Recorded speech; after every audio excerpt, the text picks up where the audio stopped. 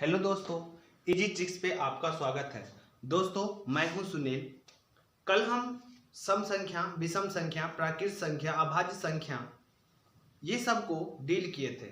आज हम उससे आगे पढ़ेंगे। चलिए, अगला पॉइंट है जुड़वा अभाज्य संख्या।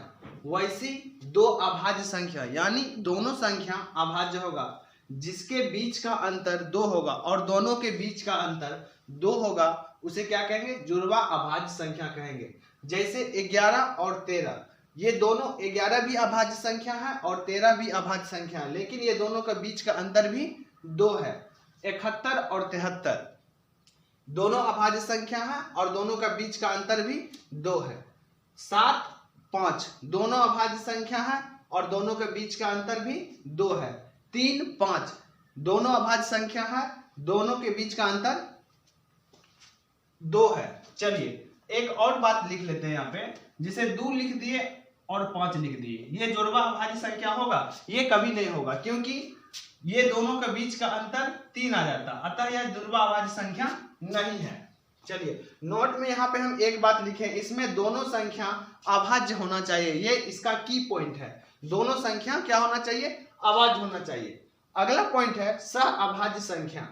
दो अभाज्य संख्या का ऐसा समूह यानी दो अभाज्य संख्याओं का ऐसा समूह जिसका मौसो एक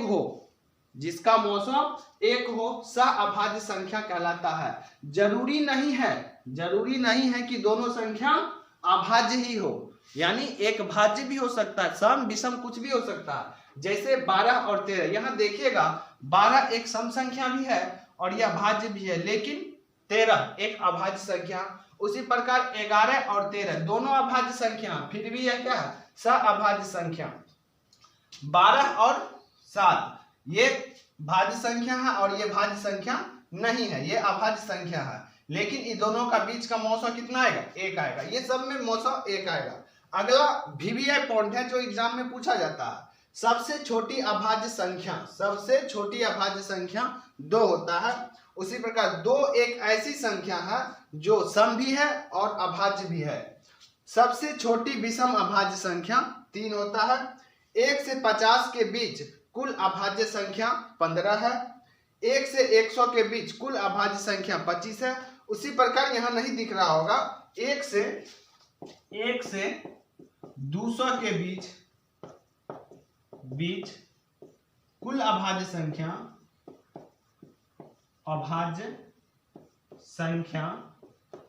1 से 200 के बीच कुल अभाज्य संख्या 45 है। चलिए, एक बार और देख लेते हैं जुड़वा अभाज्य संख्या उसको कहेंगे वैसी दो अभाज्य संख्या, यानी दोनों क्या होगा? अभाज्य होगा, जिसके बीच का अंतर 2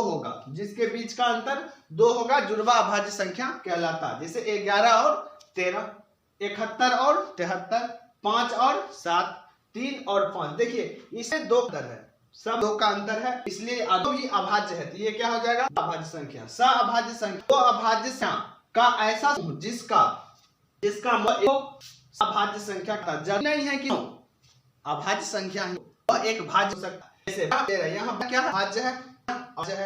11 और 13, इसका मौसो भी 1 आएगा, दोनों अभाज्य। उसी तरह 12 और 7। नीचे सबसे छोटी अभाज्य संख्या 2 एक ऐसी संख्या है जो सम भी है और वह अभाज्य भी है।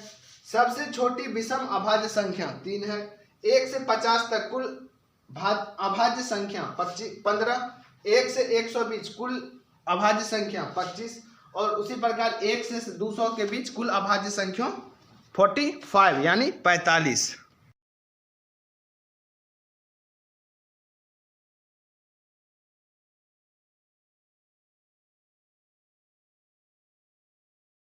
चलिए, टाइप 1 पर आधारित हम कुछ क्वेश्चनों को देख लेते हैं जो हाल के एग्जाम में ही LP, NTPC या ग्रुप डी या MTS में पूछा गया है।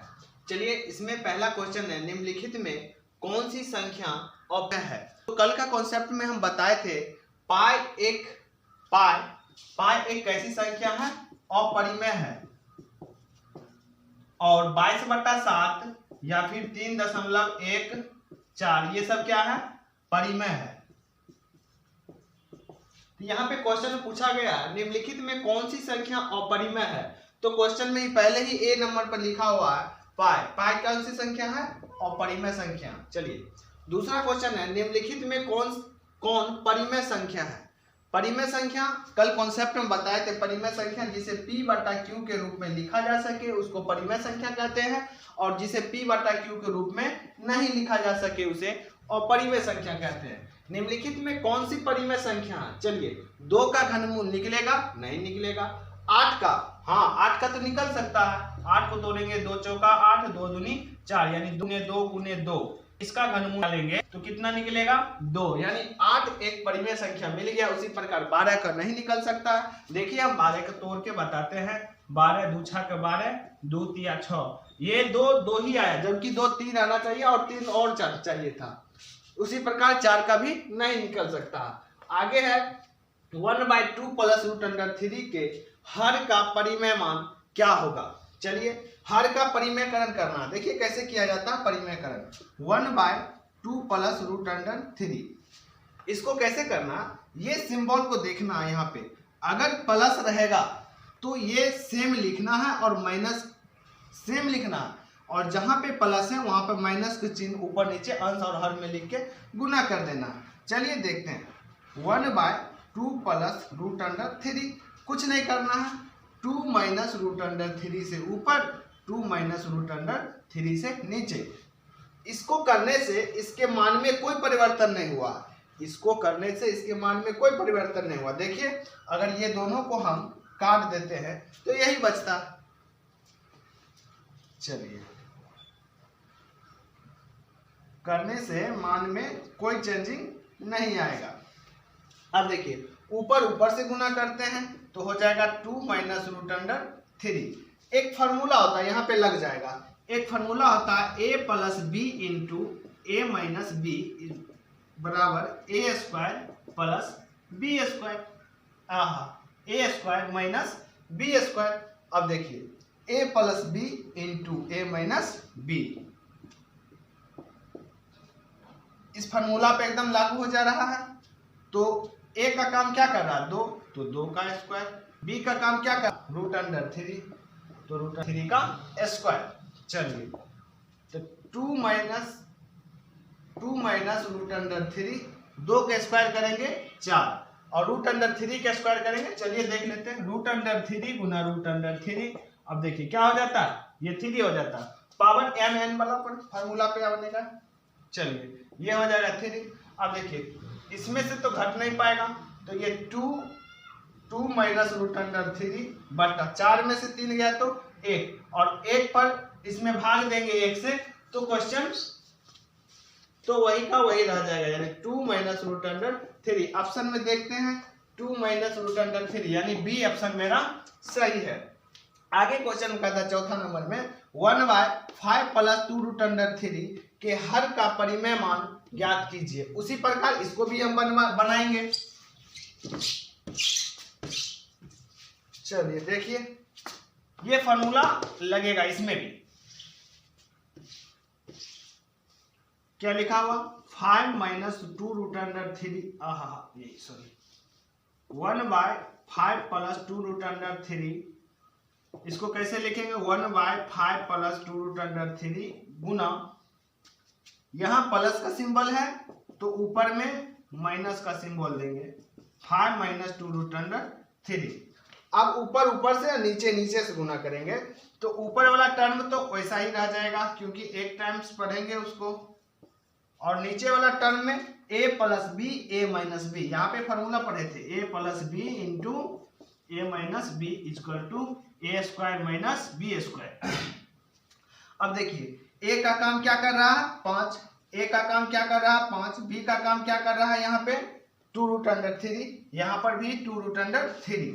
तो यानी ये इस फार्मूला से a स्क्वायर यानी 5 का स्क्वायर माइनस का चिन्ह माइनस दिए, b का काम क्या कर रहा 2√3 का स्क्वायर। चलिए अब इधर देखते हैं, ये ऊपर वाला टर्म वैसे ही रह जाएगा 5 माइनस 2√3, नीचे वाला टर्म 5 का स्क्वायर 25 माइनस, अब इसको कैसे गुना करें, देखिए कैसे गुना कर रहे हैं 2√3 2√3 गुने 2√3। अब देखिए ये दोनों गुना होगा तो 2 दूनी 4, और ये दोनों गुना होगा तो 3। रूट के अंदर जब गुना किया जाता है तो 3 हो जाता है, वो आगे हम देख लेंगे, पढ़ लेंगे। 3 4 तिया 12, तो 25, और इसके स्थान पे क्या आ जाएगा 12, और ऊपर वाला टर्म 5 - 2√3 वैसे रहेगा। 25 में से 12 चला गया 13, यही मेरा आंसर होगा। 5 - 2√3 बटा 13, यानी बी इसका आंसर होगा। अगला, इनमें किसका वर्गमूल परिमेय संख्या है? अब यहाँ पे वर्गमूल निकालना पड़ेगा। वर्गमूल वो भी अभाज्य गुणनखंड विधि से, तब जल्दी बन जाएगा। चलिए देखिए 3 3 6, इसको हम पहले तोड़ते हैं। 2 एकम 2, 2 छाके 12, 2 आठे 16, 2 आठे 16, 2 चौका 8, 2 चौका 8, 2 दूनी 4, 2 दूनी 4, 2 एकम, अब 3 7 21।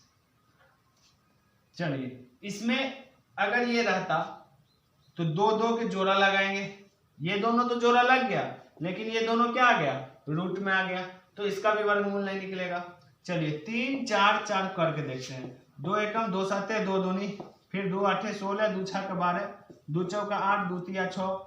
अब तो ये टूट ही नहीं रहा, रूट के अंदर ये भी चला जाएगा, तो ये भी नहीं होगा, ये भी नहीं होगा। 320 को तोड़ के देखते हैं। 320, चलिए 2 एकम 2 छक्का 0, 2 आठे 16, 2 चौका 8,